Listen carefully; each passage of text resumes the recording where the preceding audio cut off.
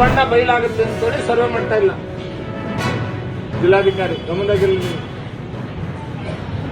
ಅದಕ್ಕೋಸ್ಕರ ನೀವು ಮಾತಾಡ್ತೀನಿ, ಎಲ್ಲಾದರೂ ನೀವು ಗಾಳಿ ತೊಗರಿ ಉಸಿರಾಡಲಾರ್ದ ಕಾಯಿಗೆ ಏನು ಯಾರ ರೈತರು ನಂಬ್ತಾರೆ ಅದು ನಂಬಕ್ಕಾಗತ್ತಾ ಇದನ್ನ? ಬೇರೆ ಯಾರಿಗಾರ ಹುಚ್ಚರಿಗೆ ಯಾಮಾರಿಸಲಿಲ್ಲ, ರೈತರಿಗೆ ನಮಗೆ ಯಾಮಾರಿಸಲಿಕ್ಕೆ ಆಗೋದಿಲ್ಲ.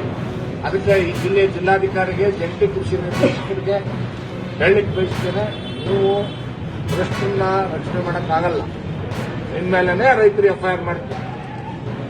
ಸೋಮವಾರದಿಂದ ಪ್ರತಿ ಊರಿಂದ ನೂರಾರು ಜನ ರೈತರು ಏನು ನಷ್ಟ ಅನುಭವಿಸಿದ್ದಾರೆ ಅವರೆಲ್ಲರೂ ಕೂಡ ಲೋಕಾಯುಕ್ತದಲ್ಲಿ ಕೇಸ್ಗಳನ್ನು ಫೈಲ್ ಮಾಡತಕ್ಕಂಥ ಕೆಲಸ ಕೂಡ ಅದಕ್ಕೋಸ್ಕರನೇ ಪ್ರಾರಂಭ ಮಾಡ್ತಾ ಇದ್ದಾರೆ.